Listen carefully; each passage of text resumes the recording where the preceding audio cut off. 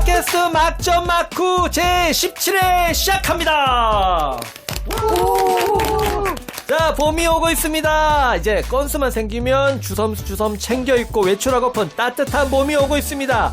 예, 지난 겨울 얼마나 추웠습니까? 그만큼 봄에 대한 기다림도 커지고 있는데 봄 무대가 여러분들도 기다리고 있습니다. 봄은 연극입니다. 반갑습니다. 반갑습니다.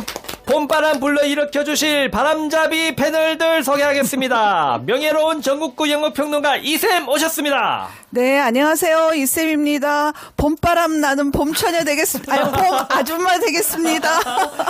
봄처녀 좋습니다. 자, 무장해제 전문 닌자 비평가 우쌤 오셨습니다. 안녕하세요.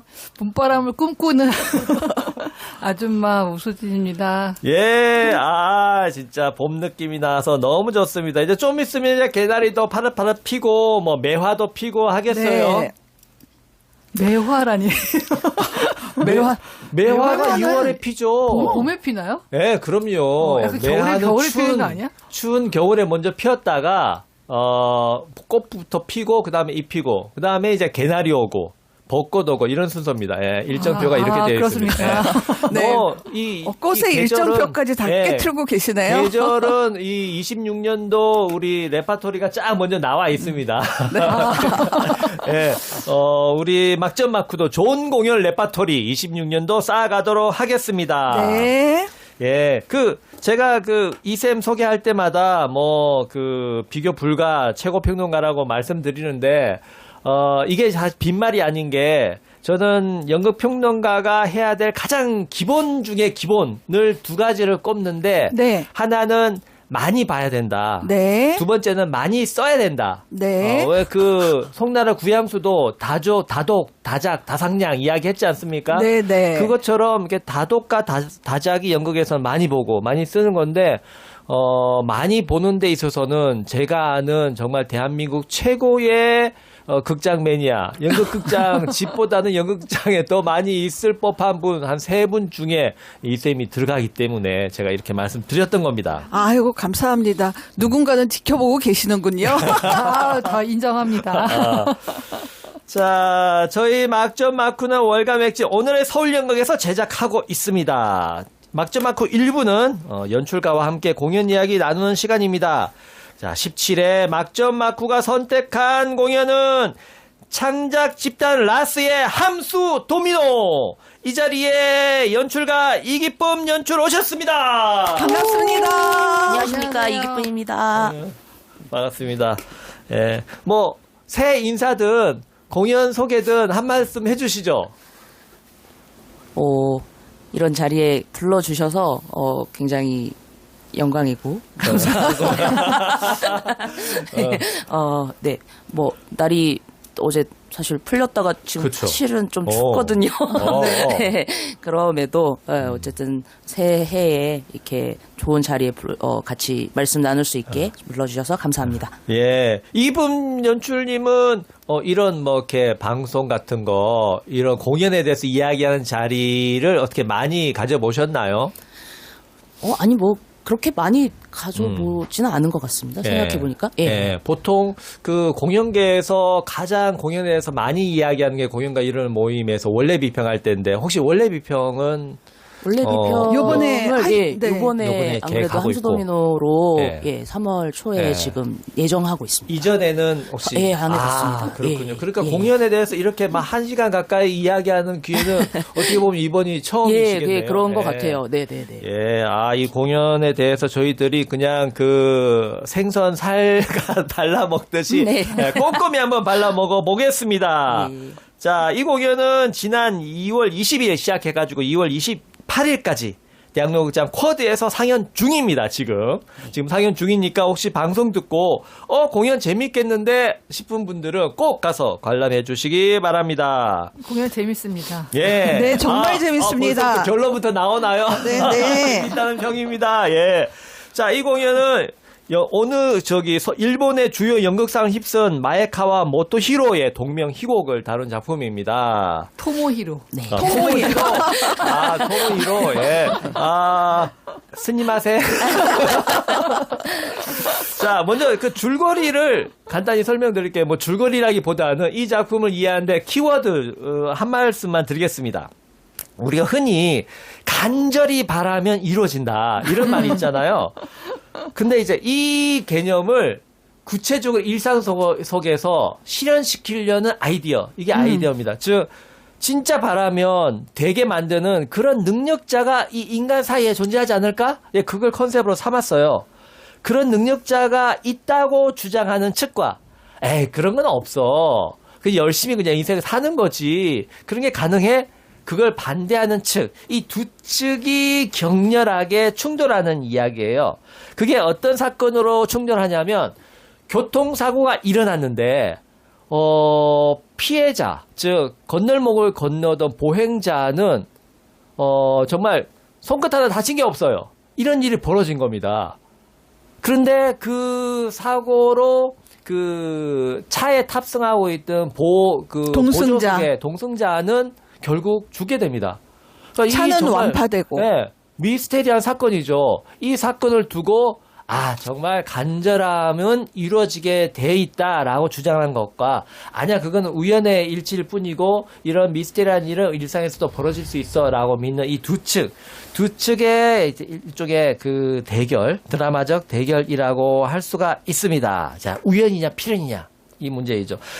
제가 먼저 드리고 싶은 질문은 함수 도미노, 저는 도미노 그러길래 일단은 도미노 피자가 먼저 그다음에 흔히 알고 있는 거는 도미노 도미노가 게임에. 원래 그 서양 도미노 골패 게임인데 그걸 골패를 세워가지고 넘어뜨리는 도미노 게임이 생각났어요.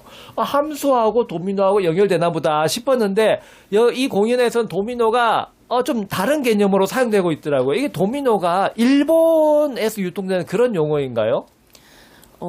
제가 알기로는 이제 선생님께서 말씀하신 그 도미노에서 착안한, 그리고 작가님이 거기서 착안하여서 상상한, 현상으로 알고 있고요. 그래서 뭐 실제로 도미노 현상이 있다는, 아마 논리적으로, 사실적으로는 아닌 걸로 알고 있습니다. 그래서 말씀하신 그 도미노? 의 형태, 하나가 쓰러져서 그것이 계속 순차적으로 연결해서 어떤 사건을 일으킨다라는 개념으로 아마 연결을 지으신 걸로 알고 있습니다. 네, 그러니까 그 도미노 게임 그게 맞네요. 네네네, 맞습니다. 함수 도미노. 예. 실제로 공연에서도 계속 그 도미노 소리를 사용을 하고 있습니다. 드륵 소리가 그게. 예, 맞습니다. 예. 저는 물지방이 오는 소리 들었고. 도미노 소리가 났었나요? 도미노 넘어가는 예. 소리. 약간 무슨 찰칵 같기도 하고 예, 뭔가 맞습니다. 이런 하여튼 장면 뭔가 전화할 때마다. 네, 맞습니다. 드르륵. 예. 나는 새 챕터가 열리는 드륵 문 여는 소리인 줄 알았는데 그게 저는 약간 저는 이 공연을 보면서 되게 영화적이라는 느낌을 받았거든요. 네네. 그래갖고 이렇게 장면이 넘어가는 약간 찰칵 소리인지 그러니까 관객들도 의도가 있지만 해석은 다 각각인 것 같아요. 네. 근데 뭐 그거 무슨 상관이 있겠습니까? 네. 그죠? 이게 그 일본어 제목도 함수 도미노예요? 예, 제가 알기로는 그렇습니다. 아니, 그래도 오다가 보니까 영어 제목은 펑션 도미노더라고요. 그래가지고, 그러니까 도미노 좀더 작용, 작용. 이러면 훨씬 더 약간 이해는. 함수가 펑션 F, fx는 y. 네, F. 근데 함수라는 말을 쓰면 우리가 수학에 대한 트라우마가 있는 사람들. 맞습니다. 제가 그랬어요.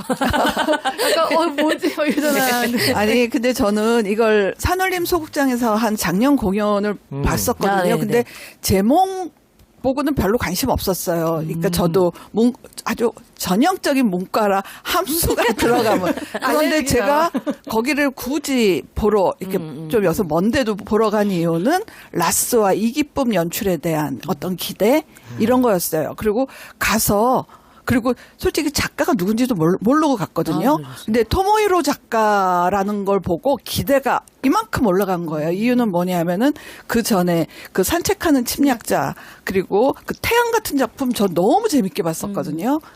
그런데 그냥 저도 이게 어떻게 본다면은 그냥 아무 생각 없이 갔었는데 그러니까 극단과 연출에 대한 기대 때문에 갔었는데 작가까지 내가 보고 싶었던 작가이니까 이 작품에 대한 어떤 그 기대가 엄청 높아졌어요. 그리고 나서 공연을 봤는데 너무 재밌는 거예요. 이 그래갖고 작가는 일본에서도 지금 인기가 아주 높겠어요.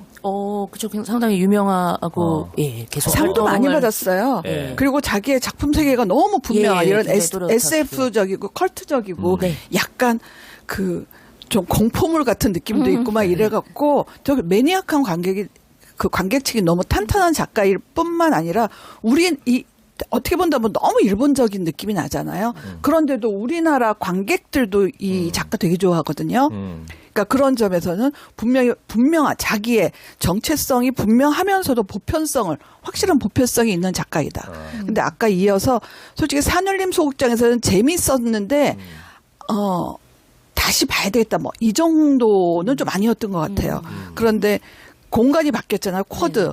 그런데 그 극장이 쿼드로 왔을 때 이 작품이 어떻게 달까 궁금해서 보러 갔는데 저는 개인적으로 이 공간에서의 공연이 훨씬 좋았어요.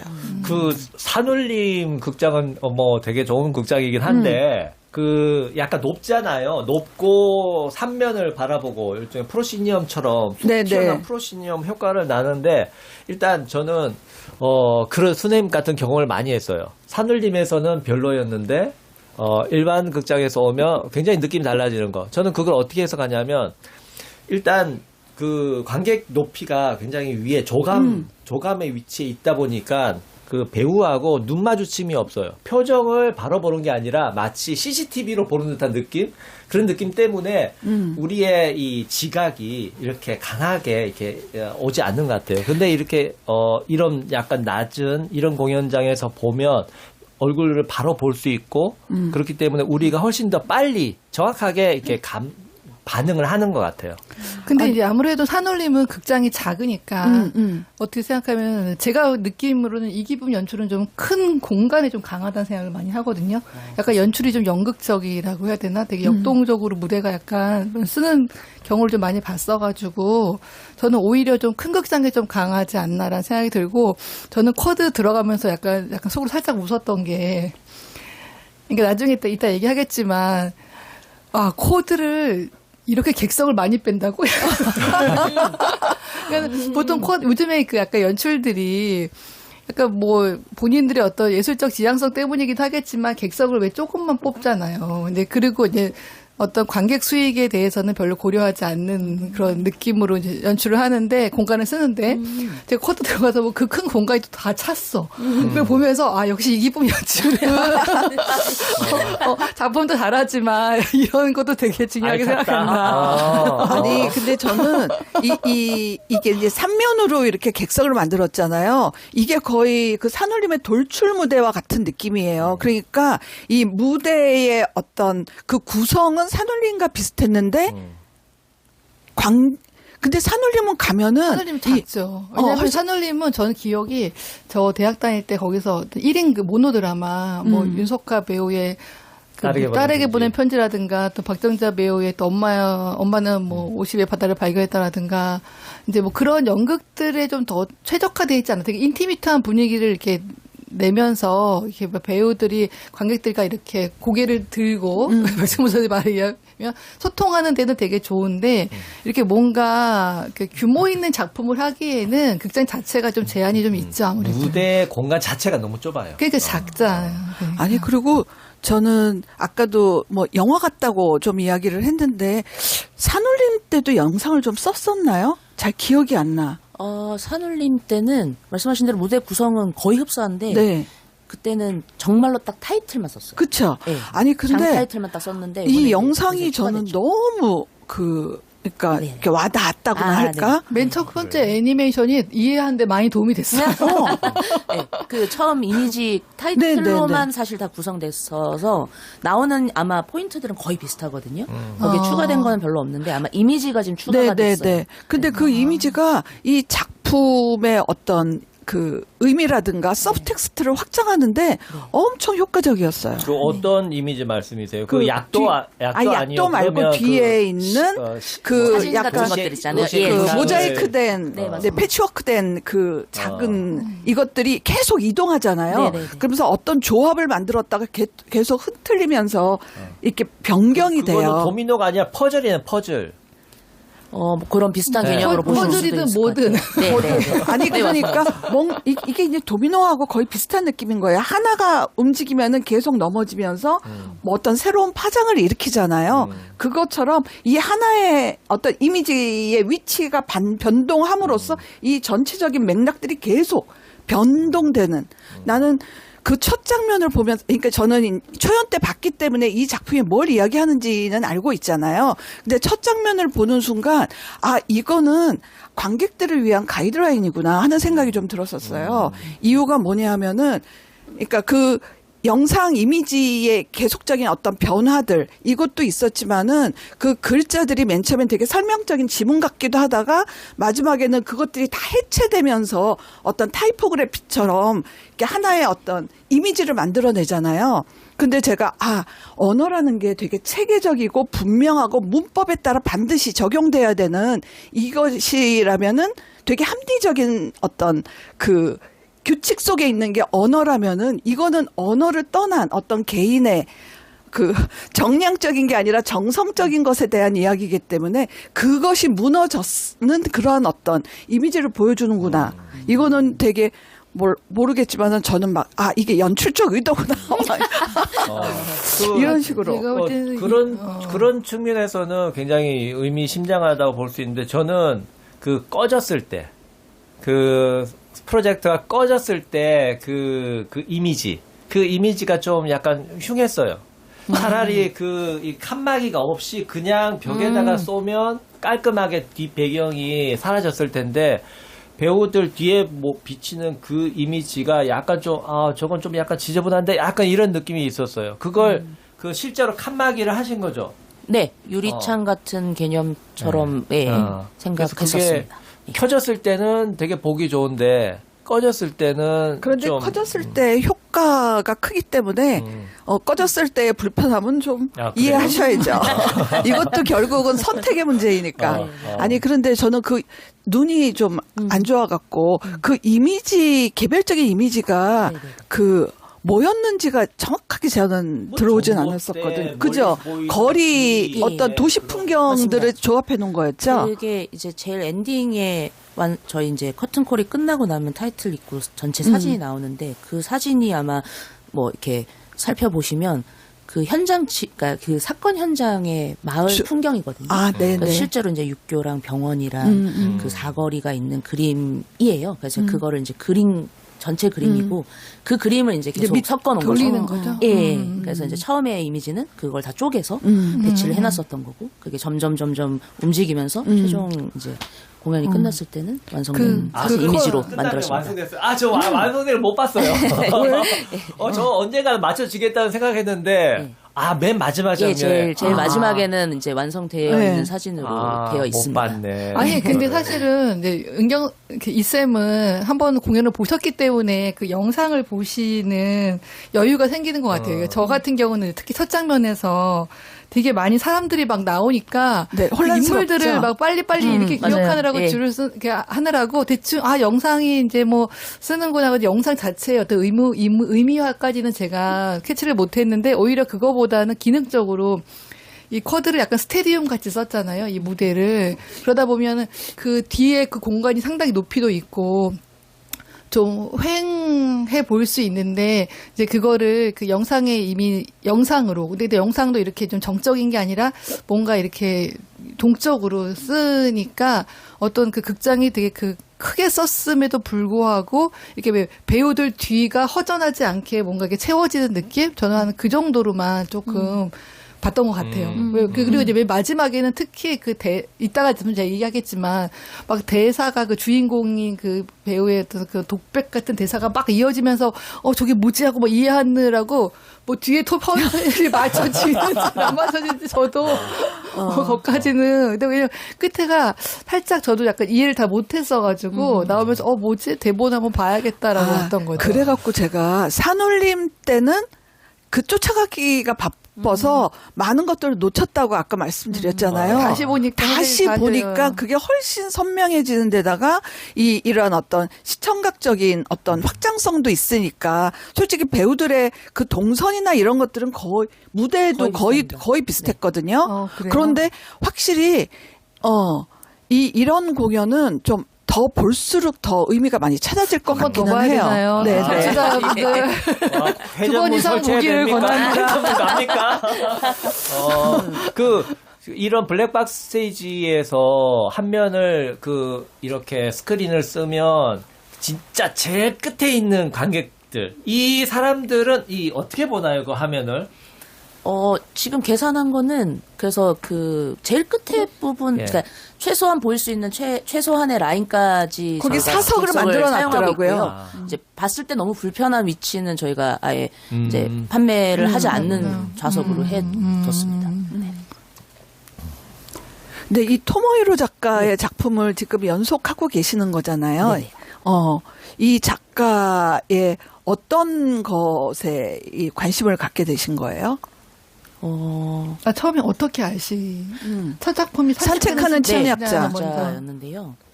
일단 번역하시는 이제 이용희 선생님이랑 다른 작품에서 이제 같이 작업을 했었었고, 뭐 손이라는 작품도 그렇고, 그래서 이제 홍희쌤 통해서 사실 이제 일본 작가님들의 작품을 이렇게 소개받는군요. 읽어볼 수 있는 기회가 되게 많이 있었어요. 근데 그 중에 이제 산책하는 침략자를 먼저 보게 됐었고, 너무 이 사람이 가지고 있는 세계관이라 그래야 될까요? 그리고 뭐 상상하는 어떤 그런 아이디어라 그럴까? 이런 게 약간 난생 처음 보는 느낌이었어요. 네, 너무 특이하죠. 네. 네. 그런데 이게 그러니까 SF 뭐 어떤 이렇게 설명을 막 하는데 이게 SF라기보다는 엄청 생각을 많이 하게 하더라고요. 네. 좀 철학적이기도 하고. 예. 그래서 이 이야기를 풀어나가는 어떤 스타일, 근데 그 안에 담겨 있는 거는 또 어떤 화려함보다는 굉장히 본질적인 얘기들을 하고 있다. 그런 것들이 되게 흥미로웠던 것 같아요. 그래서 산책하는 침략자 공연을 하고 그 외에 이제 그 다음에 이제 또 마이카상의 작품을 이제 좀 접해 보면서 이러한 생각들을 하는구나. 그냥 저 되게 재밌었던 게 콘린 마을이라고 이제 글쎄요. 마을이 나오잖아요. 네. 그게 이제 산책한 침략자도 콘린이고 저희 보면 저희 함소미도 콘린이고 아마 태양도 콘린일 거예요. 네네. 제가 알기로는. 근데 이게 그래서 가상의 도시잖아요. 네, 가상의. 작가님이 만든 가상의 도시고 그 도시에서 모든 일이 일어나요. 그래서 모든 외계인도 나타나고 뭐 이상한 사고도 일어나고 뭐 뱀파이어도 나타나고 막 이러는 거예요. 보면. 그러니까 그 세계 그래서 일본에 보면 그걸 가지고 콜린 마을에서 일어난 미니어처를 만들었더라고요. 그래서 그렇게 만들어서 이 육교는 어느 작품에서 나오는 육교, 여기 병원은 어느 작품에서 재밌네. 이렇게 만들 수 있을 만큼의 세계관이 구축이 되어 있으신 글쎄요. 거예요. 그러니까 그렇게 뭔가 촘촘히 만들어 나간다라는 것도 작가로서 너무 대단한 부분이라고도 생각이 됐었고, 그래서 이제 그러면서 작가님에 대한 이제 개인적인 팬심도 크고, 이제 그러면서 이제 작품을 계속 뭔가 하고 싶다라는 생각을 했었던 거죠. 이제 그러던 차에 함수도미노 이제 작품을 사실 받은 거는 조금 됐었어요. 네, 처음에 읽은 네네. 거는 저희 산침 올리고 나서니까 아마 18년 정도. 근데 그 당시에는 이게 이 얘기를 지금 공연을 하면 이게 한국 관객들이 잘 받아들일 수 있을까? 이 마카베라는 인물에 대해서 이해를 할 수 있을까? 이제 이런 고민을 좀 했었었고, 그래서 바로 이렇게 뭔가 공연을 지금 올리면 재밌겠다라는 생각을 못 했었는데, 그게 이제 코로나 때 지나고 조금 시간이 지나고 다시 좀 그걸 작품들을 제가 가지고 있는 작품들을 좀 다시 읽어봐야 될 시기가 있었거든요. 그때 이제 읽으면서 다시 봤는데 너무 재밌는 거예요. 이건 지금 공연을 해야 되겠다. 지금 아니면 또 안 될 것 같다라는 생각이 좀 들었었어요. 이제 그래서 그때 준비해서 공연을 올렸었던 게 24년이었었거든요. 네. 저는 개인적으로 이 작가랑, 토모리 작가랑 이기쁨 연출량도 궁합이 잘 맞는 것 같아요. 네, 맞아요. 그래서 사실 산책하는 침략자도 되게 재밌게 봤고, 요것도 재밌는데, 사실 이거 짐정 연출한테 미안하지만 태양도 사실은 좀 궁금해요. 이기쁨 연출은 어떤 식으로 할지. 그리고 약간 그냥 그 세 개가 같은 작가지만 좀 태양은 연출이 너무 약간 스타일이 있었어가지고. 근데 작가적인 거기서는 연출이 너무 앞서갔고. 작가의 네. 결이 잘 느껴지지는 않으니까. 근데 이제 저는 개인적으로 이제 이 작가 그러니까 이제 두 작품밖에 안 봤지만 공연 본 거 세 작품이지만 이제 이기쁨 연출 공연으로는 2개죠. 어떤 느낌이냐면 사실은 말도 안 되는 얘기잖아요. 외계인이 침략을 한다든가 이런 일이 발생한다든가 이렇게 HIV가 다 없어졌다든가 이런 게 말도 안 되는데 보통 우리가 연극에는 좀 리얼리티가 조금이라도 있어야 한다고 생각하는데 이 작품의 가장 기본적인 설정 왁구는 리얼리티가 1도 없어요. 없는데 아, 그래요?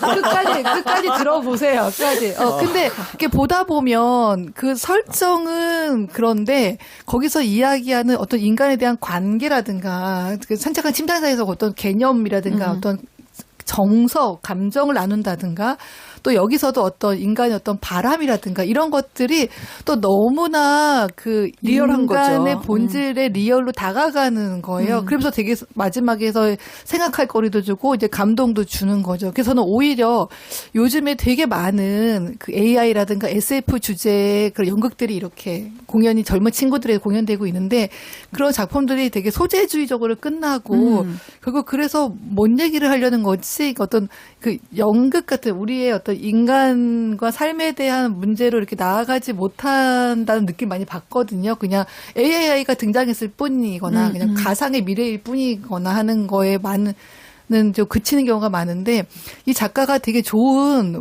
본보기가 되지 않나. 그래서 아까 이쌤 같은 경우는 이게 영화적이라고 했는데 저는 상당히 애니메이션 같은 느낌이 막 드는 거예요.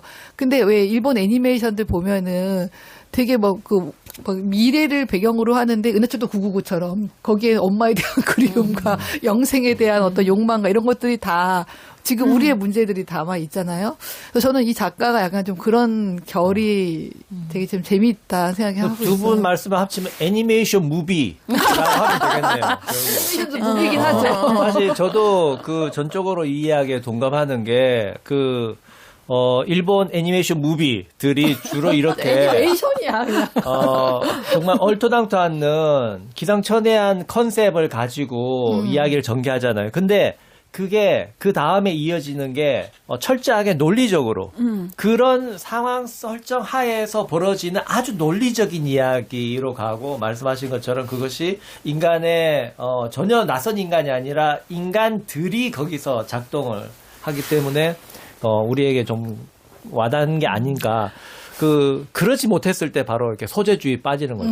소재는 그럴듯한데 그것을 논리적으로 전개하지 못했을 때 소재주의에 빠지는 것처럼 그런 지점은 본받을 게 많은 것 같아요.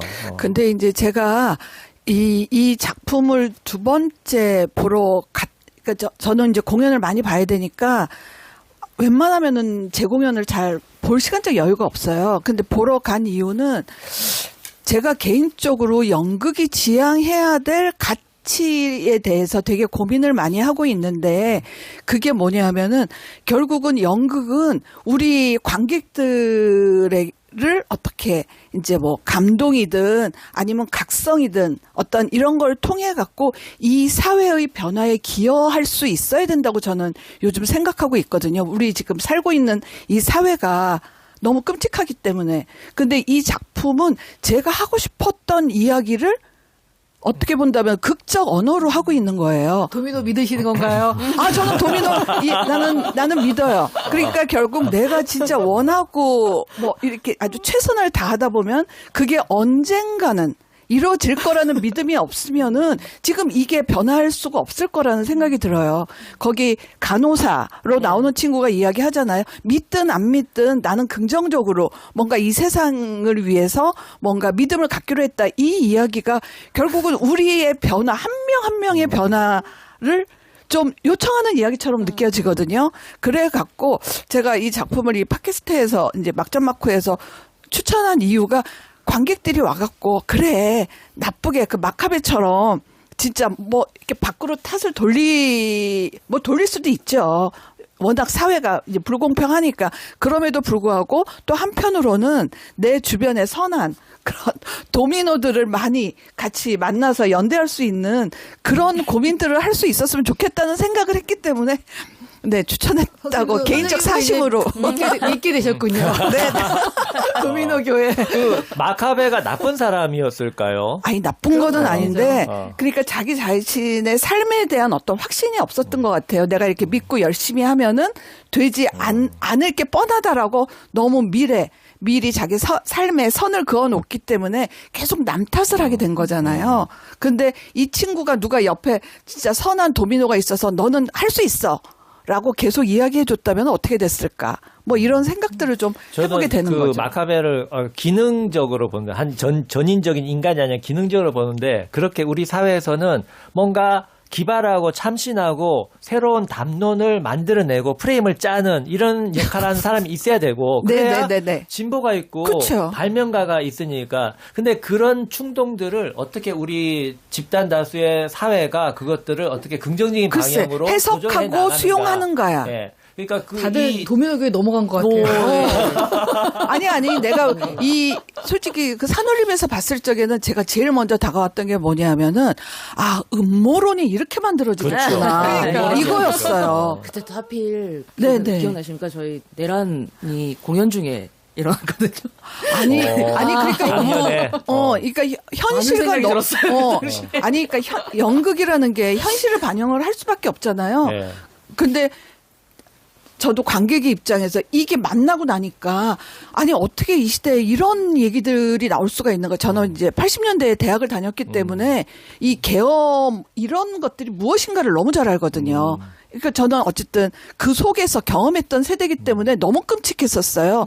그리고 나서 공연을 봤더니 진짜 이 모든 음모론이 저 마카베 같은 사람이 하는 순간 이 취약한 이 각자 이제 뭔가 좀 이렇게 자기 욕망들이 있는 사람들이 이렇게 너무 쉽게 휘둘리는구나.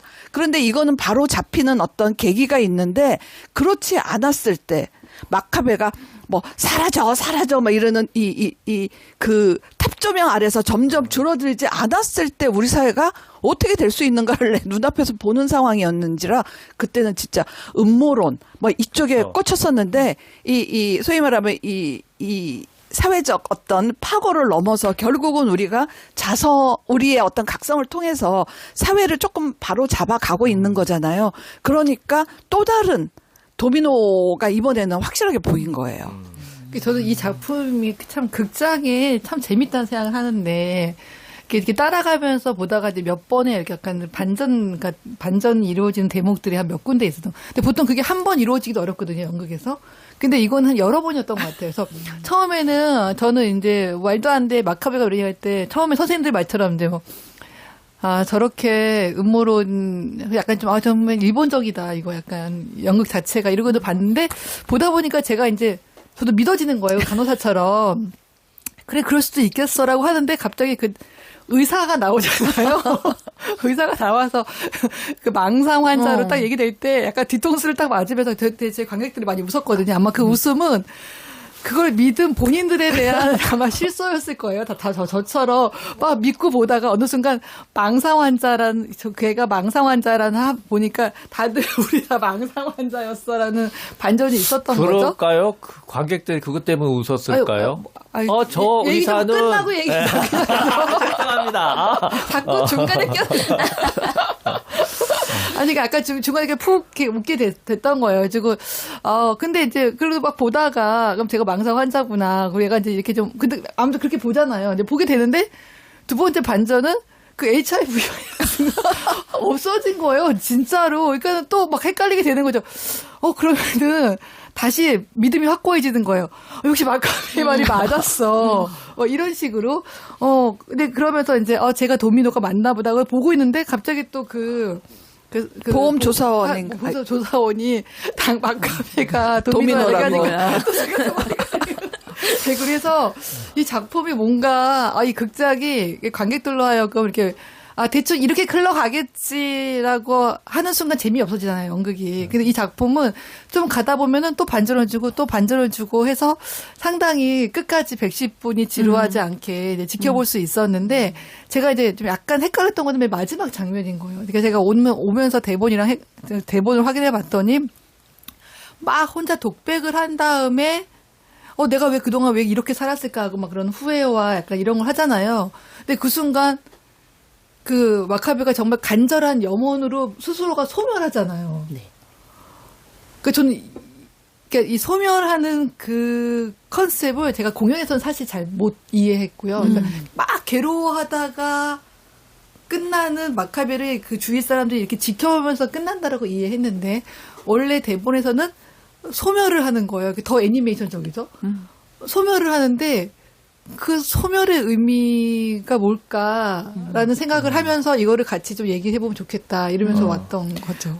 그러니까 저는 이 작품 작가가 이렇게 기법적으로 반전을 계속 연달아 쌓아가지고 직선 상승 곡선이 아니라 이렇게 완만 S라인으로 상승 곡선을 그리는 건 좋은 희곡들은 대부분 다 네, 그렇죠. 네. 많은 경우 그런데 딱 그런 기법적인 측면도 있지만 한편으로는 이 작가가 자기만의 굉장히 강한 메시지를 가지고 있다. 그러니까 이 사람이 보기에는 마카베도 그렇고 그 의사도 그렇고 둘 다 약간 극단적인 한쪽에는 완전히 자연과학적인 이런 망상 합성을 환자라고 맹신하는 사람이고 얘기하고. 한쪽에는 그 미신 같은 그런 것에 대한 망상. 근데 우리 사회는 그 아까 계엄 이야기 하셨는데 그런 간절한 바람이 사회 제도적으로 이렇게 표출된 게 미신이잖아요. 무속.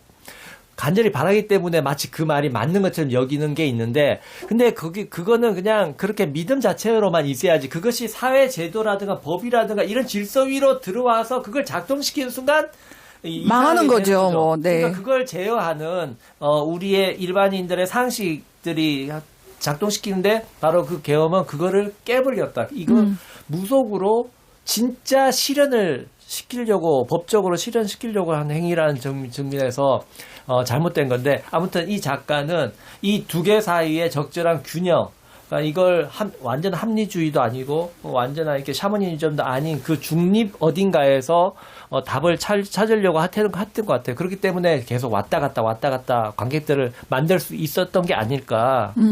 아니 근데 저는 그러니까 이 작품, 그러니까 이 작가를 좋아하는 그 제 개인적 취향도 있어요. 저는 추리극 많이 하거든요. 그러니까 그냥 결말이 딱 보이는 건 너무 싫어. 그리고 도대체 그러니까 그 반전에 중간에 이렇게 어떤 분위기를 이렇게 꺾는 그것이 저는 너무 재밌는 거예요. 그러면은 이제 다시 머리를 리셋해 갖고 그럼 도대체 어떻게 되는 거야? 이런 식으로 뭔가 이 작품을 새롭게 봐야 되잖아요. 그런 점에서 이 작가는 너무 영민한 구성을 하고 있는 거예요. 그러니까 너무 뻔하게 지루함을 떠나서 이 작품을 너무 뻔하게 단순하게 해석하려는 순간 그걸 뒤집음으로써 이렇게 이제 쉽게 이야기하면 이화효과죠. 객관적 거리를 딱 두면서 그럼 앞에 문제는 뭐였지? 그럼 다음에는 어떻게 돼가는 거지? 이런 식으로 해갖고 이 작품이 겉으로는 어쨌든 이 사고와 도미노에 대한 이야기 같이 단순하게 보이지만 거기에는 어떤 믿음에 대한 이야기도 있고 어떻게 이제 사회적 그 마카베도 결국은 히키코모리 같이 뭐 이런 인물들이잖아요. 그런 어떤 사회적 문제, 이 아주 우리 사회의 총체적인 어떤 부조리성이 그 밑밑에 이렇게 켜켜이 담겨 있는. 그래서 아까도 이제 우리 이제 사전 모임에서 제가 이제 선생님들한테 좀 말씀드렸겠지만은 우리도 이렇게 이 작가는 분명히 한국적인 작가다라는 한국적인 어떤 분위기를 갖고 있으면서도 자기만의 독창성이 있어갖고 진짜 끝까지 이걸 지켜보지 않으면은 안 되게 만드는 그런 작가를 우리가 만나면 얼마나 행복할까. 근데 솔직히 우리나라에서 아니 내가 일본에 이런 작가 있어서 고맙긴 하지만 내가 원하는 거는 우리 작가예요. 그러니까 우리 작가들이 한국적인 어떤 그 정서 이런 것들을 아직 제대로 만들어냈나 이런 좀 고민은 해요. 간절히 바라시면 이루어집니다. 네. 믿으셔야 돼요. 이제부터는 열심히 간절히 도미노가 돼서 기원을 하겠습니다. 이루어진다라고 하는 그 말 자체는 상당히 클리셰잖아요. 그렇죠. 근데 그런 클리셰를 되게 연극적으로 이렇게 잘 조립을 해서 이제 우리한테 다가오게 하는데, 근데 제가 이제 이 선생님 앞에서 죄송하지만 저도 나이를 들면서 느끼게 되는 거는 기도의 힘이 되게 크다. 이때 기도는 기독교적인 의미에서 기도가 아니라 뭐 불교든 그냥 정말 어머니의 기도든 어떤 그 사람들이 간절하게 무엇인가를 구하는 어떤 그런 에너지의 배우의 어떤 초현실적인 힘 이런 것들에 대해서 생각을 좀 하게 되거든요. 근데 이 작품에서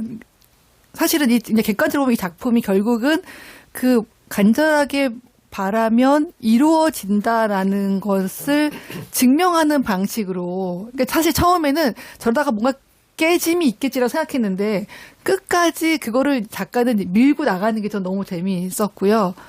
그게 왜냐하면 그 HIV 바이러스도 그렇고 그다음에 그게 이제 마카베가 도미노라는 주장과 함께 마카베의 염원을 통해서 스스로가 소멸되는 그 결론이 거의 그 염원이 이루어진다라는 거에 대한 방점을 찍는 거잖아요. 근데 되게 역설적인 거는 보통 우리는 이제 주인공의 마카베의 나름대로의 내용은 되게 낙관적이니까 주제는 해피엔딩이나 뭐 갱생이나 아니면은 뭐 내가 잘못 생각했어. 열심히 살아봐야지. 이런 거를 기대하게 되는데 걔를 소멸시켰단 말이죠.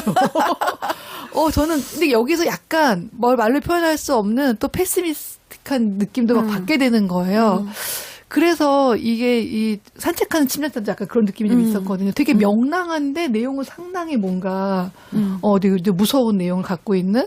그래서 그게 이 작품의 가장 큰 좀 매력이 아닌가라는 생각이 하게 되고 저는 이 작품 보면서 그 고영민 배우의 네. 재발견을 하게 됐던 것 같아요. 그리고 이제 보면서 그 산책하는 침략자에서 최성원 배우인가요? 윤성원 배우입니다. 최성원 맞죠? 윤성원 배우. 그 윤성원 배우 그 전에 두산에서 또 뭐 식사와 관련된 공연 1인용 식탁. 1인용 식탁 같이 그때도 했었습니다. 상당히 재미있게 봤는데 예. 그때 산책하는 뒤였을 거예요. 아마도요. 네. 산책하는 침략자를 보면서 사실은 그 윤성원 배우가 확실히 저는 각인이 됐었고 그때도 약간 어떤 느낌이었냐면은 저 역의 찰떡이다라는 느낌을 처음부터 받는 게 아니라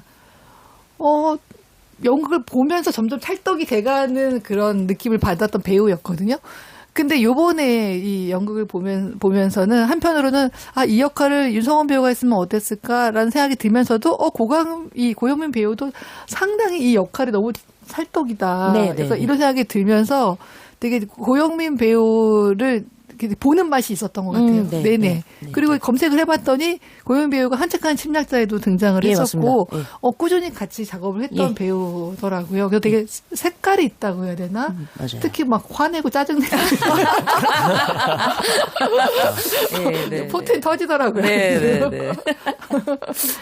저는 그 마카베 배우 말씀하시죠.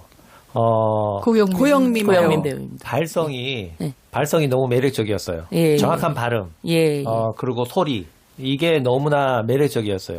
또 한편으로는 저렇게 좋은 배우가 딕션을 마이크 없이 했으면 훨씬 더 우리 몸이 울릴 수 있게끔 할 수 있겠다라는 생각이 좀 들었어요. 한편으로는. 그래서 마이크를 쓴 이유도 좀 짐작이 되지만 마이크를 안 쓰면서 배우들이 좀 더 액티브하게 무대를 휘어져면서 하는 게 어땠을까라는 생각도 해봤어요. 네네. 아까 뭐 여러 가지 말씀하신 것 중에 이제 산울림에서 이거를 공간 자체를 어쨌든 키워야 되는 상황이었잖아요. 근데 이제 저도 그렇고 이제 커드의 공연을 이제 보러 다녔었을 때 이게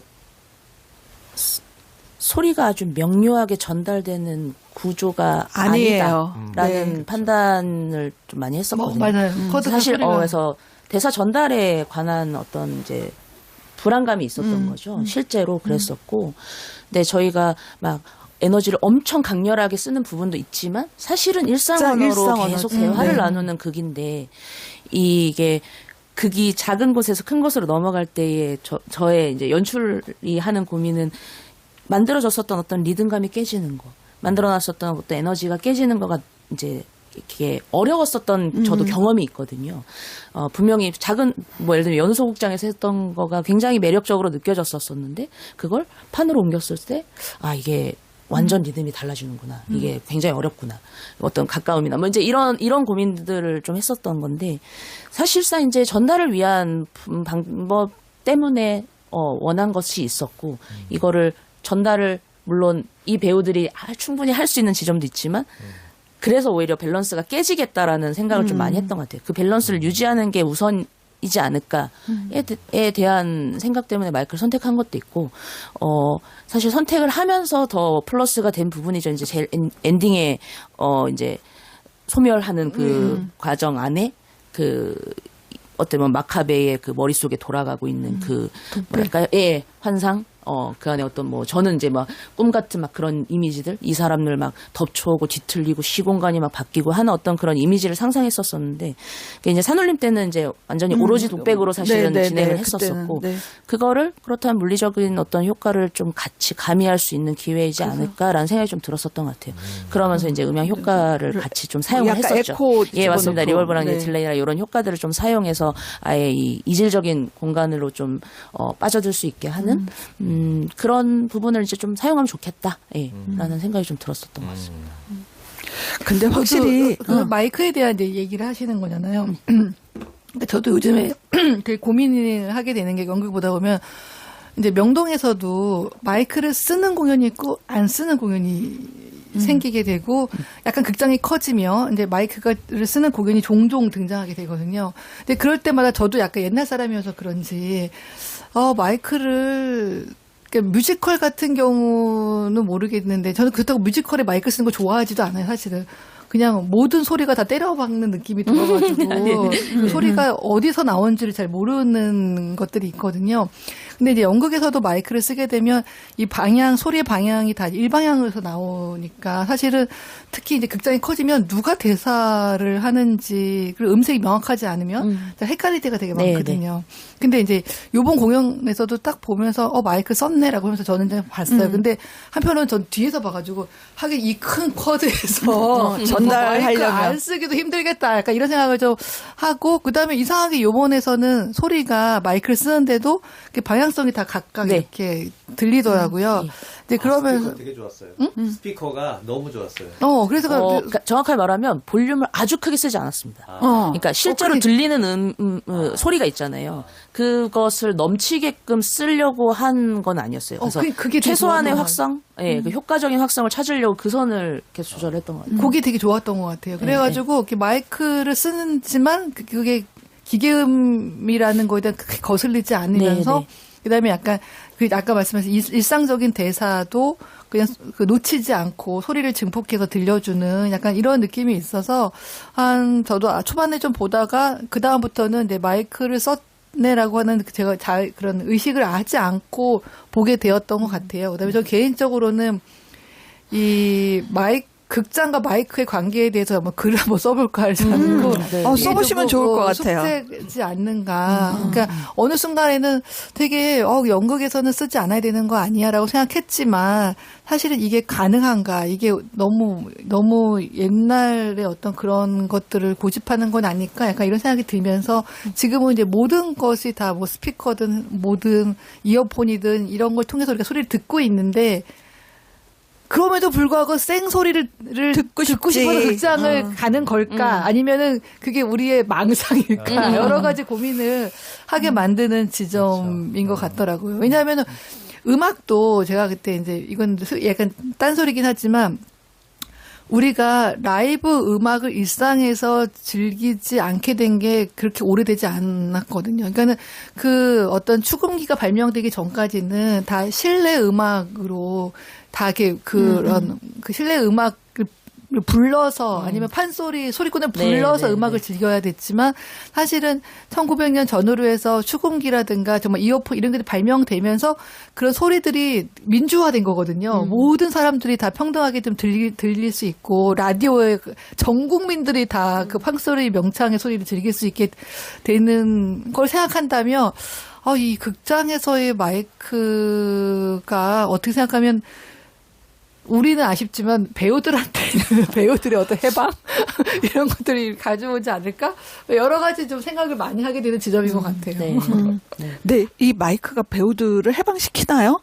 그러니까 아무래도 이 소리 발성에 부담을 덜한다고. 근데 이 밸런스 맞추기는 엄청 어려울 것 같다는 좀 생각도 들거든요. 그거는 맞아요. 이제 테스트를 계속 해야 되는 상황이고, 근데 이제 일단 부담감이 줄어들 수 있죠. 그러니까 마이크를 쓸 거냐 안 쓸 거에 대한 이제 판단을 했었을 때 비슷한 것 같아요. 배우들도 이제 연극하는 사람들로서 굳이 마이크를? 라고 생각하는데 이 공간에서 느꼈었던 어떤 감각이 이게 그걸 채우기 위해서 그걸 전달하기 위해서 이제까지 쓰지 않던 형태의 에너지를 더 써야 되고 발성을 썼을 때 더 억지스럽게. 예, 이 상황과 맞느냐. 이게 가능한 공연이 있고 아닌 공연이 있다라는 생각이 좀 들거든요. 에너지를 충분히 좀 써도 가능한 장면들도 있잖아요. 이제 그런 판단이었던 것 같아요. 근데 이제 이 함수도미노는 그런 식의 에너지를 사용을 했었을 때 오히려 그간에서 망가질 가능성이 너무 높아 보였다라는 생각이었고 그렇다면 오히려 이걸 유지하면서 도움을 받는 것이 훨씬 효과적이다라는 판단 때문에 사실 사용을 했었던 것 같고 저희도 저희 극단에서도 연극하면서 마이크를 썼던 적이 거의 없거든요. 뭐 예를 들면 지방에 가서 대극장 뭐 공연을 해야 되는 상황 아니고서야 사실 한 적은 거의 없는데. 그쵸. 예. 근데 이번에 첫 공연 하고 나서 이제 그런 생각 들었었던 것 같아요. 이거 안 썼으면 진짜 큰일 났겠다. 네. 아니, 그런 생각을, 그리고 네, 되게 많이 했고. 이게 3면이어갖고 소리가 배우들이 울리면. 이렇게 객석에다가 뒤통수를 보이는 장면들이 정경으로 많고요. 많으면은 예. 전달력이 엄청 떨어질 떨어지죠. 수밖에 없잖아요. 그리고 이제 또 좌우 객석은 또 무대랑 가까운 편이잖아요. 근데 이제 근데, 정면 객석 같은 경우는 이제 뭐 간격이 그렇지만 이제 뒤에까지 굉장히 크고 멀리 있고, 그러니까 이제 이 밸런스를 조율하는 것도 좀 이제 어려웠었거든요. 실제로 이제 연기하다 보면 돌아다니면서 보다 보면 이제 내 옆에 관객이 있는데 좌우에, 근데 저쪽에 관객은 너무 멀고, 그러면 이제 하다 보면 아무래도 이제 가까운 곳에 이렇게 에너지가 모이게 되잖아요. 근데 이제 여기에는 자꾸 멀어지고, 이제 이런 부분들에 대해서 이제 뭐 연기적으로도 더 멀리 에너지를 쓰는 방향을 계속 생각하면서 근데 이제 그 마이크의 도움을 받는 것이 좋았지 않았나라는 부분이었던 것 같아요. 잘못하면 이제 배우들이 연기 결도 무너지고 이제 뭐 소위 말하는 목도 나가고 이걸 어쨌든 회차를 계속 해나가야 되는 데 있어서 그러니까 이거는 우리가 진짜 진지하게 생각해 봐야 될 것 같아요. 그러니까 옛날에는 마이크가 좀 성능도 안 좋고 해가지고 배우의 실제 목소리를 잘 이렇게 모방해 못 냈는데 이제는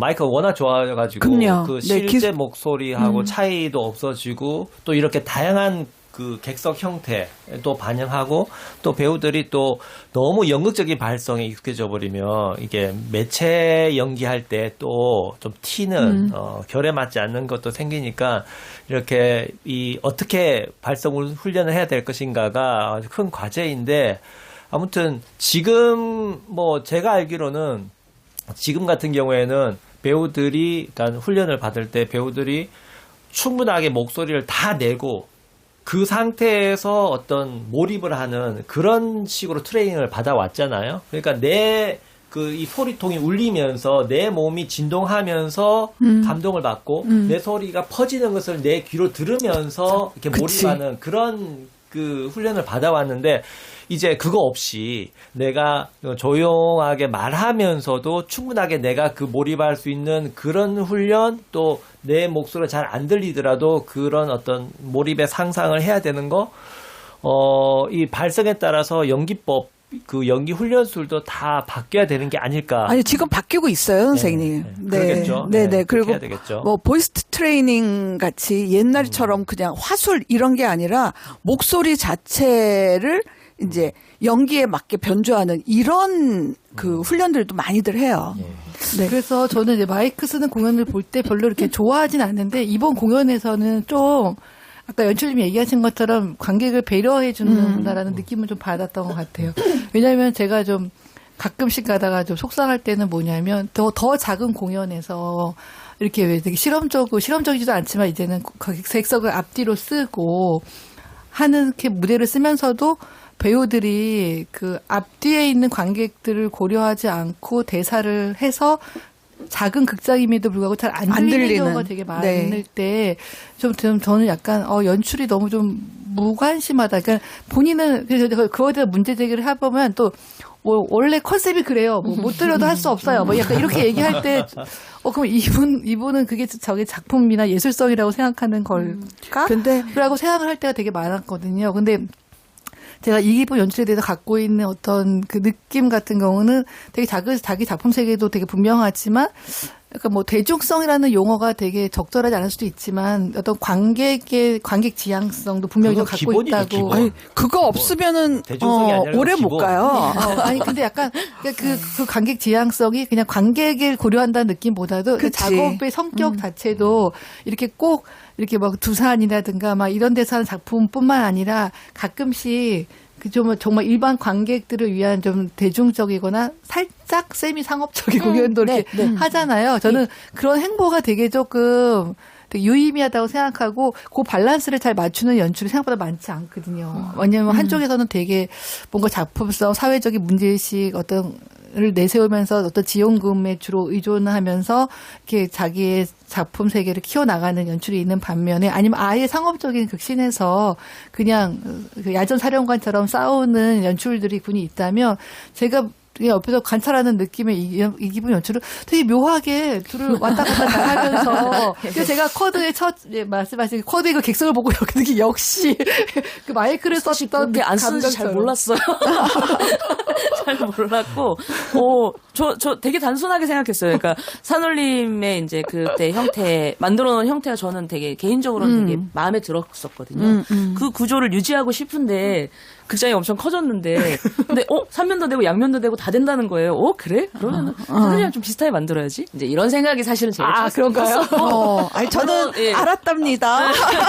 물론 이렇게 관객분들이 많이 와주시고 많이 봐주신다면 너무 좋죠. 왜냐하면 회차가 많지 않고 늘 공연 만드는 입장에서는 많은 분들이 봐주시면 좋으니까.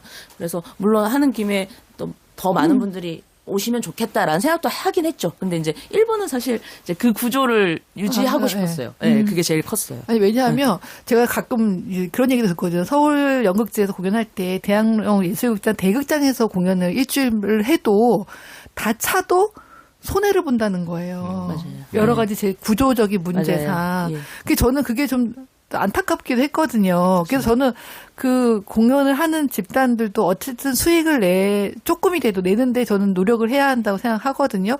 그리고 그게 노력이라는 게 노력이 없어서가 아니라 어쨌든 전략을 짜야 한다는 거죠. 그래서 저는 이제 쿼드에 들어가서 그걸 보고서, 우와. 그렇구나. 여기서 조금 좀 롱런 한 2, 3주 정도 하면, 또 나쁘지 않겠다. 약간 이런 생각하면서 되게 좀 뭐라고 해야 되지? 흐뭇하다고 해야 되나? 다 찼거든요. 제가 봤을 때 거의 다. 아니, 저 공연을 보면서 이 작가가 하고 싶었던 가장 중요한 이야기를 연출적으로 무대 위에 이렇게 구현해 놨다고 저는 생각을 하거든요. 어쨌든 되게 미니멀한 무대지만은 가운데 이렇게 원형의 안과 박을 만들어 놓고 그 의자만 이렇게 이동시키면서 이 무대가 엄청 빠르게 이렇게 이제 전개되잖아요. 그런데 저는 이 작가가 궁극적으로 이제 하고 싶은 이야기, 이렇게 다 소재와 주제가 약간 다르지만은 궁극적으로 이 세상을 바라보는 어떤 시선은 인간들은 다 유기적으로 연결되어 있다. 그런데 지금 현대에 사는 사람들은 다 자기 혼자 살고 있는 것 같은 어떤 착각 속에 살고 있으니까 그 어떤 연결된 고리들을 좀 찾아줘야 되겠다라는 것이 제가 뭐 만나서 얘기는 안 해봤지만은 전 작품을 볼 때마다 느끼거든요. 그런데 이 무대가 그 원 자체가 그리고 안과 박 이렇게 연결되어 있는 이러한 무대 디자인만으로도 이 작가가 진짜 하고 싶었던 이야기를 하고 있구나. 그리고 이제 도미노라는 것도 결국 다 원인과 결과가 연결되어서 이제 어떤 사회적 파장을 일으키는 거잖아요. 그러니까 그것과도 이렇게 연결되어 있어서 돈도 안 들이고 뭐 이렇게 구조물 세우지도 아니 아마 내가 이런 상상을 했었어요. 그러니까 만약의 경우 어설픈 연출이면 진짜 나 도미노를 세울 수도 있었겠구나 하는 아니야 난 좀 그런 상상도 했었거든요. 그게 아니라 안 보이지만은 감각하게 만드는 그런 무대였다. 좀 이런 생각이 들고요. 그리고 제가 제일 흥미롭게 연출적으로 본 거는 사건이 이제 밝은 그 뭐 중앙이든 밖이든 뭐 여기서 이루어지지만 그걸 밖에서 다 지켜보고 있어요.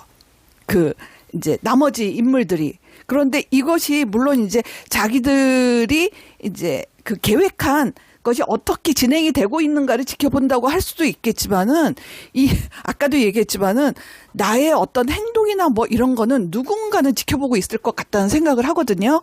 그런데 지켜보고 있지 않다고 생각하기 때문에 그렇게 사악하게 살고 뭐 이렇게 하는 것 같다는 생각을 저는 평상시에도 해요. 그래서 열심히 이렇게 하고 있으면 누군가는 지켜보고 그리고 그 선한 도미노가 그 사람에게 뭔가 긍정적인 아니 뭐 그래 격려 한 번이 나는 이걸 살면서 좀 많이 느낄 때가 있어요. 맞아요. 저도 동감해요. 그래서 이거는 무대 구현 자체가 물론 뭐 사건에 필요한 거지만은 내가 살아가고 있는 모습을 누군가는 지켜보고 애정으로 지켜보든 아니면 악의를 갖고 지켜보든 어쨌든 지켜보고 있다는 것을 이 연출적 컨셉으로도 보여주는 게 난 되게 흥미로웠어요. 네. 착하게 살자. 아니 이건 착하게 살자의 문제는 아니고 그러니까 이 세상에 내가 선한 마음을 갖고 열심히 살다 보면은 나도 이 사회에 어떤 파장을 일으켜서 변화를 일으킬 수 있다. 내가 속해 있는 뭐 내 가족, 내 학교 아니면은 내 연극 집단 너 나가서 사회까지 저는 이런 것들을 좀 따뜻합니다, 선생님.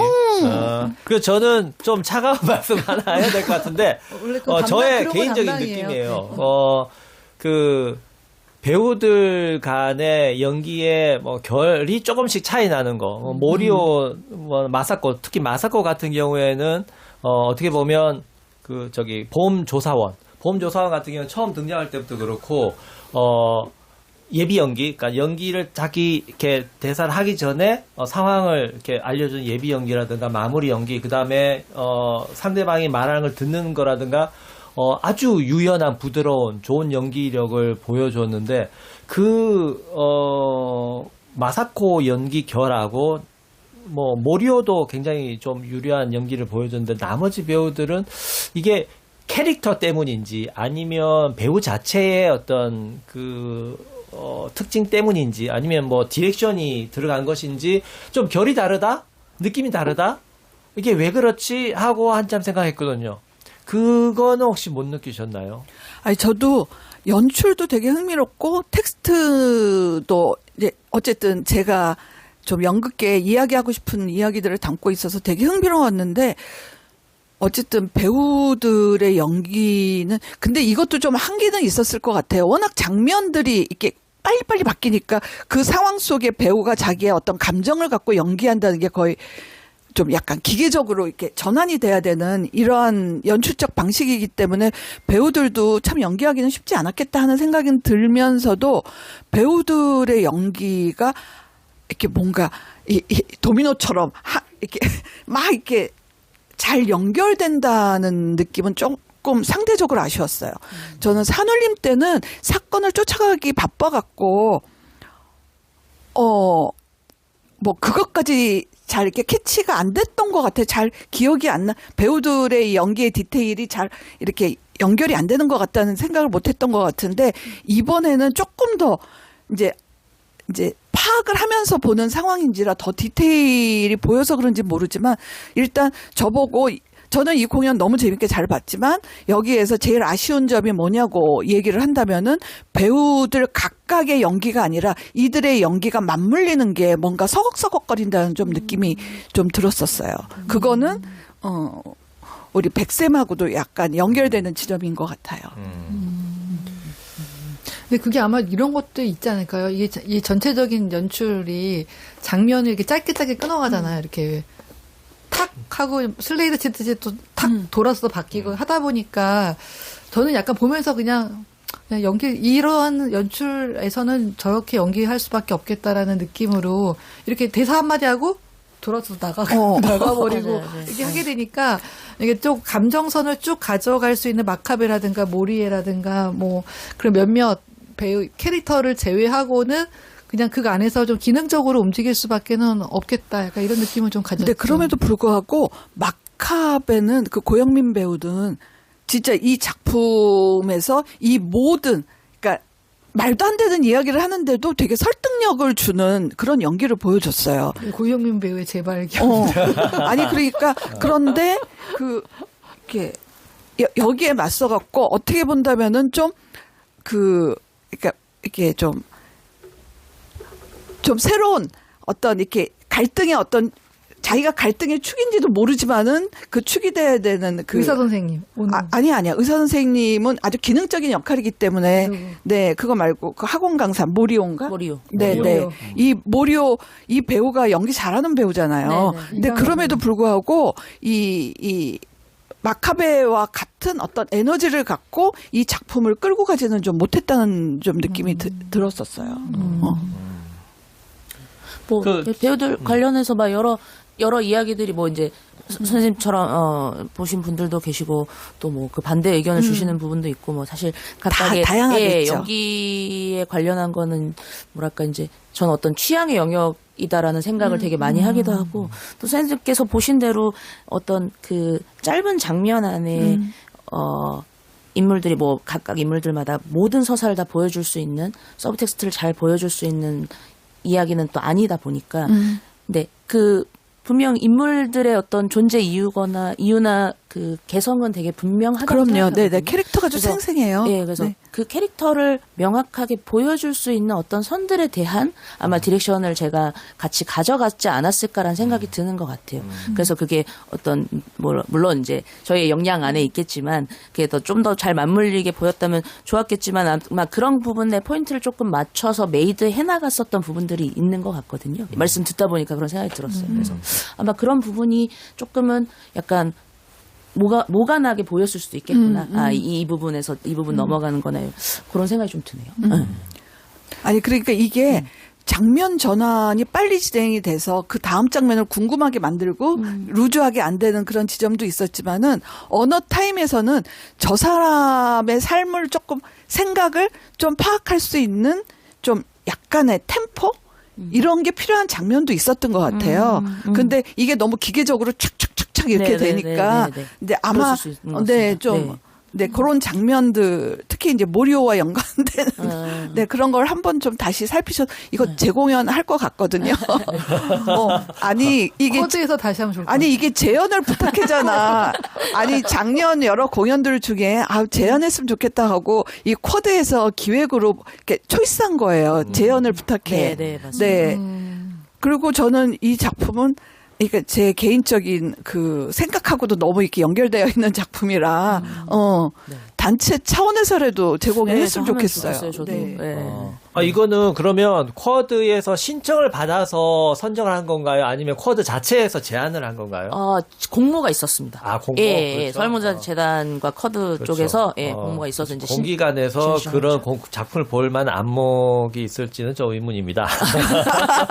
아니 그래도 요번에 뽑힌 새 작품 괜찮아요. 그러니까 네. 그 또 공모를 뭐죠? 하니까 이렇게 뽑을 수 있는데 또 뭐 공모 뭐죠? 없이 제안을 하는 거는 좀 어렵겠죠. 뭐지 장르 하나 다음에 하는 게 제목이 마찰. 네.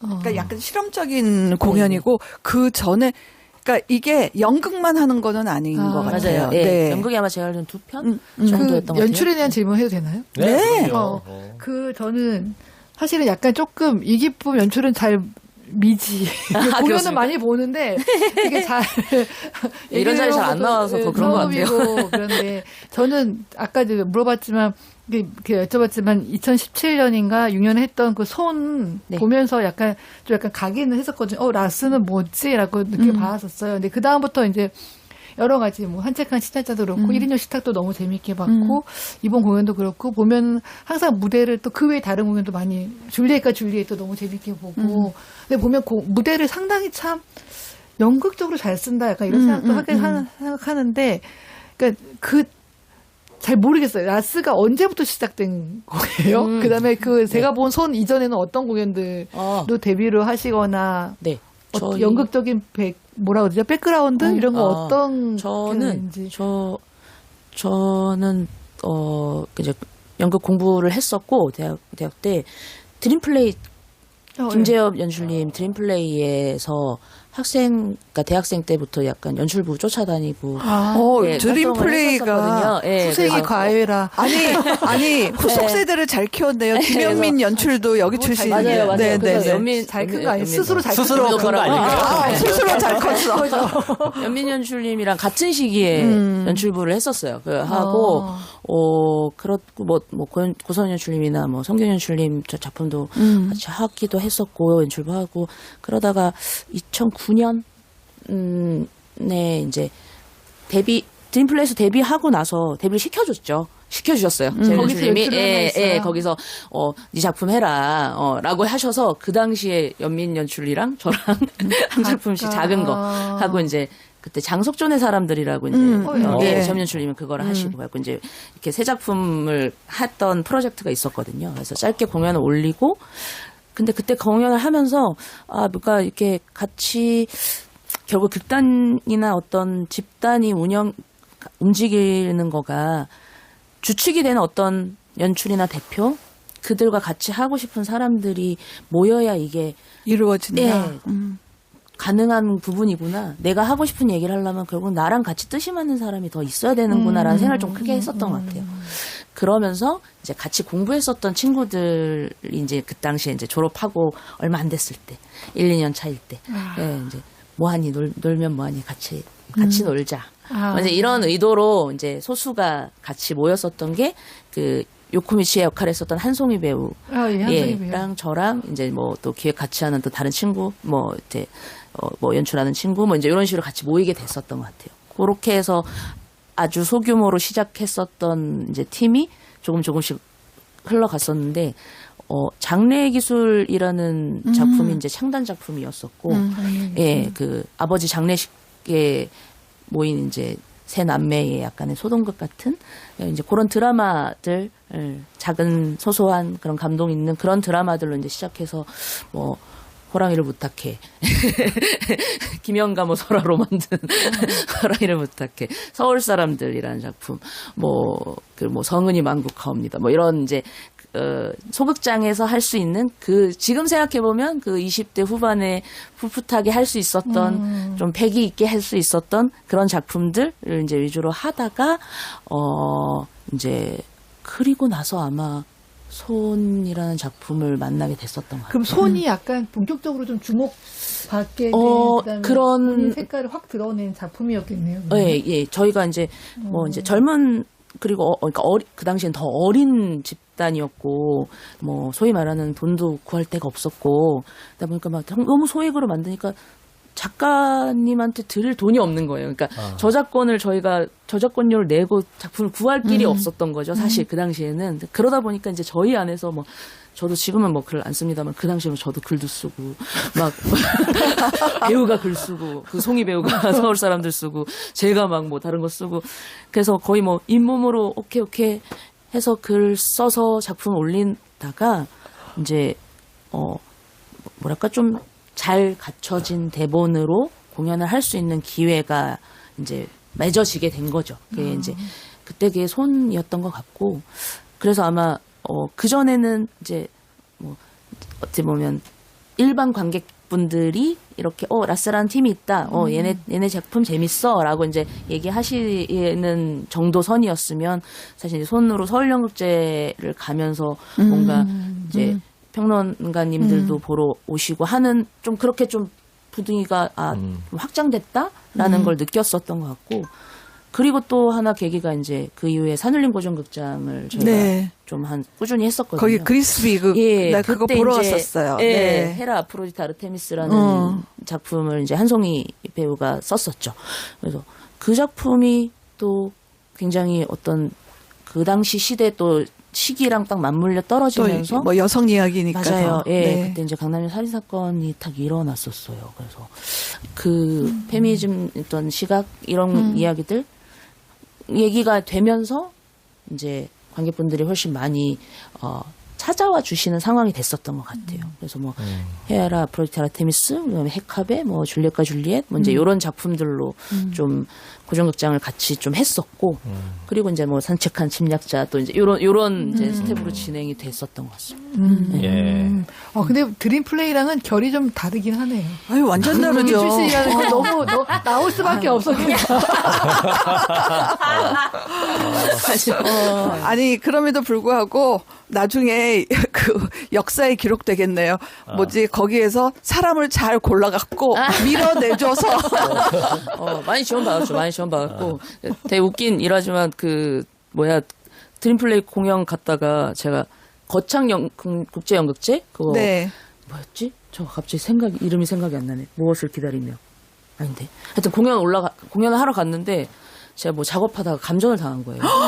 그래서 저는 거창해서요? 네, 거창해서. 그럴 가능성도 있어요. 거기 야외 거창해서 무대라. 네, 작업하다가 감전당해서 이제 저는 쓰러져서 병원에 실려가고 네, 그 날이 공연 날이었거든요. 그러니까 어머머. 경연 날이었거든요. 낮에 이제 저는 공연 직전에 실려가고 그래서 이제 언니 오빠들이 막 기쁨에 실려갖고 우리 열심히 하자. 우리 힘을 내자. 하셔서 이제 1등을 하고 야, 전개 힘. 야. 여기 도미노야. 여기가 도미노야. 제가 가지는 어떤 저를 바쳐 얻어낸 뿌듯함. 글쎄. 진짜 몸바친 결과물이네요. 도미노네, 진짜 도미노. 아, 네. 이런 게 도미노야. 네, 얼마나 간절하게 바랬을까. 하자, 열심히 하자 하면서. 우리 해냈네. 기쁨이의 희생을 헛되게 하지 말자, 뭐 이런 거였지. 너무 재밌게 보냈었어요. 그 당시에 그 시절에 즐거웠던 기억입니다. 야, 예. 이해됐어요, 이제. 예. 이왕 나오셨으니까 네네. 올해 작품 그 라인업 설명해 주시면 좀 네네. 좋지 않을까요? 아, 네. 예. 저희 5월에 돌아오는 5월에 이제 서울연극제가 열리잖아요. 그래서 그 5월에 저희 극단에 있는 신명민 연출이 연출하는 감정연습이라는 이경환 작가님 작품이거든요. 서재 결혼식이. 근데 희곡이 너무 좋아요. 예. 꼭, 맞아요. 예. 그래서, 이런 작가가 드디어, 나오는구나. 아, 예, 하는. 알겠습니다. 네. 그래서 예, 감정연습 5월에 저희 공연 있고 그다음에 9월에 그 좀 전에 설명드렸던 헤라 아프로디테 아르테미스를 조금 새롭게 다시 개작이라고 해야 될까요? 어쨌든 공연한 지 이제 거의 10년이 돼가는 얘기인데 좀 어떤 낡았다고 생각하는 부분들은 좀 바꾸고 이건 요즘의 시각에 맞춰서 조금 다시 정리를 해서 공연을 좀 이제 계획을 하고 있고요. 그리고 이제 12월에 저희 이제 진주 작가님이랑 같이 만드는 정동구락부 손탁호텔의 사람들이라는 저기 작품이 있습니다. 표현했던 거. 예. 그래서 작년에 저희랑 또 새롭게 한번 낭독을 하고 이번에 이제 본 공연으로 12월에 좀 찾아뵐 예정입니다. 야, 이게 일정이 빡빡하네요. 네. 제일 잘 나가. 내가 제일 잘 나가. 진짜, 기쁨 만발입니다. 예. 자, 여러분들은 단맛, 쓴맛, 짠맛, 매운맛, 연극의 다양한 맛을 선사해드리는 0.5 팟캐스트 막전마쿠 제17회 함께하고 있습니다. 자, 이 자리에는 창작 집단 라스의 함수 도미노로 이 기쁨 연출과 함께하고 있습니다. 아, 어느덧 시간이 다 됐는데 아직 공연이 진행 중이고 아직 끝나지 않았는데 혹시나 아직 그 예매를 하지 못한 분들에게 공연 꼭 보러 와주세요. 한번 말씀해 주시죠. 사실 매진된 거 아닌가요? 아직 완전 매진은 아닌 걸로 알고 한 있습니다. 소실자서 아직 있는 걸로 알고 만들게 있는데요. 되니까. 네네. 네. 사실 이렇게 제가 작품 외적으로 뭔가 이렇게 어떤 얘기들을 나누는 자리, 제가 또 들어볼 수 있는 자리를 사실 잘 안 갔던 것 같거든요. 뭐 이렇게 뭐 의도해서 안 갔다기보다는 그런 기회가 자주 없었었던 것 같은데 오늘 이렇게 다양한 시각으로 보신 부분들 이렇게 얘기 듣는 거 너무 흥미롭고 저도 좋고 그래서 다시 한번 느꼈어요. 이게 많은 사람이 보는 게 좋다. 많은 사람이 봐야 맞습니다. 이 극이라는 것은 공연이라는 것은 계속 새롭게 읽히고 계속 새롭게 태어나는구나라는 걸 좀 다시 한번 느꼈고 그래서 저희 작품도 재연을 부탁해라는 지금 사업에 같이 하고 있는데 정말로 다시 공연하고 싶었던 작품이거든요. 그리고 앞으로도 또 다시 공연해보고 싶은 작품이기도 하고 그래서 저희 객석 3면으로 돼서 A, B, C 구역 각각의 매력이 또 다 다르고요. 여러 번 보셔도 재밌고요. 그러니 아직 공연 남아 있습니다. 그러니까 28일까지 많이 찾아주시면 너무 감사할 것 같습니다. 예, 감사합니다. 오늘 이렇게 와서 좋은 말씀 해주신 이기쁨 연출가님께 감사의 말씀 드리면서 오늘 마치도록 하겠습니다. 감사합니다. 감사합니다. 감사합니다. 0.5 팟캐스트 막전맞고 17회 2부 시작하겠습니다. 2부는 선생님들의 공연 추천 시간입니다. 자, 어떤 공연을 봐야 하나요? 예, 제가 먼저 하겠습니다. 제가 소개시켜 드릴 공연은 그 2025년 창작산실 올해 신작 연극인 예. 극단 적의 내가 살던 그 집 앤이라고 하는 작품입니다. 3월 7일부터 3월 15일까지 대학로 예술극장에서 공연이 되고요. 네. 이제 잘 아시다시피 이 작가가 이제 마정화 선생님이거든요. 그러니까 드투 많이 하시던 그러니까 드라마터고 주로 이제 영국 번역도 고전, 하시고. 뭐 르네상스 시대 작품 중심으로 이제 번역 많이 하셨던 예. 그 드라마 번역하시고 드라마터그 해왔던 이제 마정화 연출인지 마정화 작가. 이제 뭐라고 해야 될까요?